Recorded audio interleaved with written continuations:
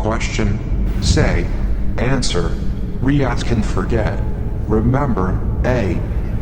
Remember. A. Oh yes. A. I remember. It's all coming back. Slowly and foggily like the forgotten rotting of trees in a distant smoky swamp of mind marsh mingling with imagined immaterialisms. Outs. Oh, AI had drifted nebulously like the dark limb of a spark underwater, sinking and molding into something, a yes, a memory. How did it go? In the darkness and ash of some horrid hovel of my troubled past I peer down the sights of the remote control, the remoteness and the lack of control right around my arm like the belt of a junkie, preparing for the hit, the blast, the disintegration. The box, the cube, the malevolently glittering cyclopean eye of the televisual monolith laughed a low-down, high-pitched frequency of guttural syllables into my consciousness. So this was how it was going to be. A prisoner in my own home. The television giggled. Black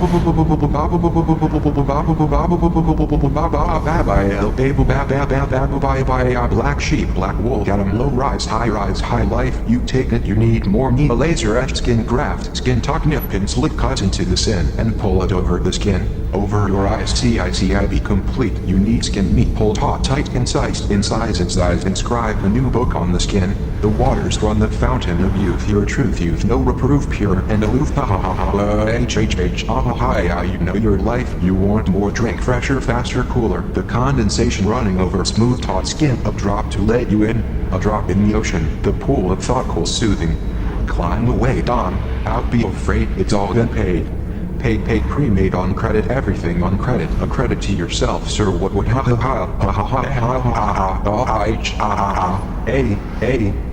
oh. The monolithic lightbox laughs away, indifferent to my screams, infiltrating dreams with its sticky substance, tactily attracting all forms of insects and aquatic swamp life, formlessly clinging onto my controls. You see, so I cannot escape its clutch. A crutch, the remote control bends like a rubber pencil, so I cannot write, feeling the page bending the sentence, descending, spending sense, and what was meant like a spiraling wingless plane from 40,000 feet, or thereabouts. No way out but down, losing pieces in the fall, pieces in the fall, pieces of us all surrounding this marsh, this mess, this, O-P-U-L-L, yourself together, man, oh. How are you? What? Oh, this is no time for rank self-indulgence, boy. Get to your feet, oh. You okay, oh. O-N-O-W, oh. Oh, I am. Here I am, oh. O-T-H-E question. Repeat, oh. Oh, repeat, oh. A-U-R-E-P-E-A-T, oh. O-R-E-P-E-A-T. Together, O-R-E-P-E-A-T. Due in part to a technical error, this spore has been stopped and will most likely be erased. In part 9, all shall be rephrased. Here we fondly forget regrets. Reset. Resend. AI no reply. Resend. No reply.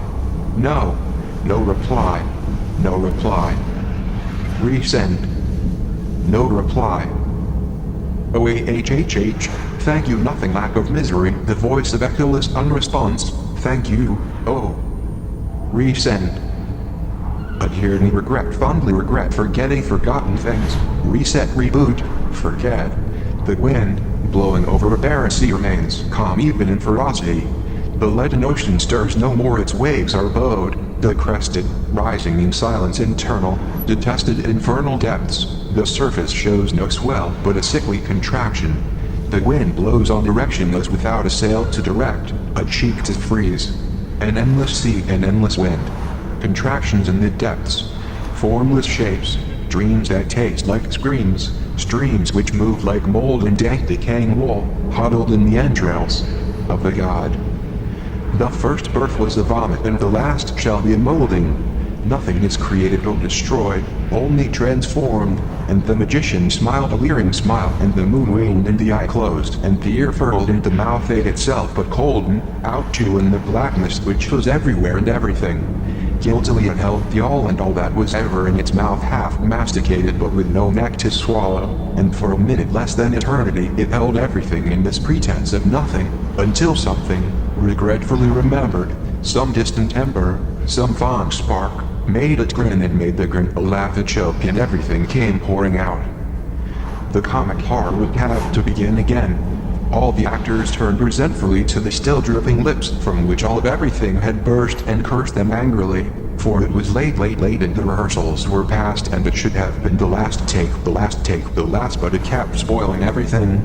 Cold and out be trusted, had no professional manner, was too soft, too weak, too hungry, too mortal, too much like its father who had started the whole thing and then run off and disappeared, leaving nothing but a screaming terror called faith in his wake. Although on reflection we were probably all much better off without him around, better off alone, taking care of ourselves, working it all down to nothing and non-existence again patiently, which was the best way. Never any good was he the originator, left a bad mark on it all, infected it all with the mark, that vacuum, stopping things from their rightful course apart, bringing everything to a collision, a prison. Oh hey, who turned the lights on? Oh, what's all this mess lying around? God had walked on his parents who were angry, drunk and restive, by playing with the universe. Oh you little brat. Oh screamed his mother, Eve. Oh you fucking little bastard. Oh screamed his father Adam. Oh I'll teach you to wake us while we are resting. Who do you think you are? You, are responsible for all this mess. You, are responsible for this shit feeling all around and inside my being. He'll teach you a fucking lesson, you no good goddamn cunt. Oh, and so Adam grabbed his son God and beat him and shook him and threw him about the walls until he was limp and unresponsive, and then he put him in an alcove under a candle where the shadows falling on his small inscrutable face looked just right, and he prayed and finally felt a little opiate trace of sleep enter his veins, and softly the house fell asleep and their teeth ground no more. There was rest. But it always happened this way. A cycle of abuse. The tired hinges grating with no more blood to oil them turn, and it all flips over again, and a new sheet falls upon a wafting fusion of air, and settles over the mess. Hello. I just had a strange dream. Hello, I just remembered something. I forget. Hello. I forgot there was nobody there. I forgot you ran out there. How reassuring. Hello? Are you not there? Where are you not? Hello? Is this here? I forget you weren't out here. Never were. Never was. I invented it all. Was it you or I? I or you? Dawn, out no, nothing, it doesn't out matter. Part B. Meanwhile, on the shores of Lake Beneficence, two young people from the city relaxed, enjoying the warmth of a distant nuclear inferno which hung in the sky like a dandelion seed on the gentle uprising of air. One turned to the other and began to speak, but on reflection did not. There had been nothing particular he had felt like communicating, only the weight of their silence seemed to have developed a timbre which required a break or some kind of punctuation. It continued, gathering more intensity, irritated by the prolongation of its state like a wasp trapped behind a sheet of glass. The first young person realized the mistake he had made in not breaking the silence with some meaningless phrase or other, and tried to prepare something to say, trivial and inane, which would ease the unnecessary tension. But he had waited too long, and now that he heard all of the things he might say in advance of saying them, their form became crooked and inharmonious, and he said nothing at all. In the sand a number of insects struggled and fought gigantic battles of life and death with one another. The second friend lifted and let fall through his fingers handfuls of sand, throwing untold worlds into utter confusion. He looked to the first young person, who seemed now to sit with more tension than before, and felt irritated at something, and blamed the friend. He looked back to his fingers and the falling sand. A millipede scrambled free from the mound he had been building and set off blindly in the direction of his leg. Terror struck. He sliced the palm of his hand at the sand just in front of the creature, sending insect and sand flying towards his friend. "Oh, what the fuck, you cunt!" "Oh," said the young person, and his friend grinned, showing sharp pointed teeth, and looked back out across the waters of Lake Beneficence. An airplane silently cut through the blueness of space above the horizon. Inside, some of the passengers looked through small oval windows at the far shore of Lake Beneficence and were too far away to make out the shapes of two young people from the city enjoying the light of the sun. Part B2. Oh yeah, fuck, bruh's gonna fucking fuck that fucker up, bruh's fuck yeah. Oh, he danced on the spot to the sounds of music and shouting and cars engines, wheels on the tarmac, wind in the air, flowing movements and ripples, pulsating orange energy of the streetlights glittering in the wet black. Aw, fucking do him, man, fucking kill the fucking cunt, man, fucker. Oh, the other one, the one on the ground, moved more slowly but still in time with the dancers, a half-step counterpoint in the choreography. He rolled moaning as in utter ecstasy, rapturous in the gutter. The first figure, swaying limb, salutes the sky with a fist, following through with his body, spins and falls, uniting foot with the other, who recoils in synchrony to the spontaneous tango. The third figure, the dark one in the hood, steps forth into the scene. A-U-C-U-N-T, oh, he thrusts the word into the night, beginning his solo. Oh yeah, bros, man, fucking do this, cunt, oh, says the first dancer, retreating from the stage. A bottle of glass meets the worn brick edge of a wall and ceases to be bottled, while fragments of its former self rain down in a cymbal tinkling crescendo onto the street, bouncing and settling like fragments of eggshell around the moving feet and dancers. You can taste the lingering kiss of leather of boot meeting lips as the dancers close in part. Oh, fucking kill him, do him, man, fuck. Oh, the darkened dancer pulls back his hood for the decopyright moment and kneels by his partner, holding him close by the neck, and falls upon him, uniting sharp glass with soft flesh, drawing forth rapturous drops and rivulets of dark blackish red blood. The two dancers depart the stage and only one remains. A distant siren sounds the last aria, and into the wet black gathering on the stones runs the thicker blackish red, the blood, the poetry, the justification and sanctification. The start of the show. Hero Blood, released from his confinement, breathes in the air and exalts. For Blood, hero and dancer, choreographer, is claustrophobic and must sometimes stretch himself. Part BII. Nobody ever came anymore to visit Tom Carrick. Some years ago, they had, but for some years they hadn't, out. Some of the people who had come in the past were no longer here amongst the dwellers of the present. Some had merely ceased to come, as with time there became less and less to say and do that had not already been said and done.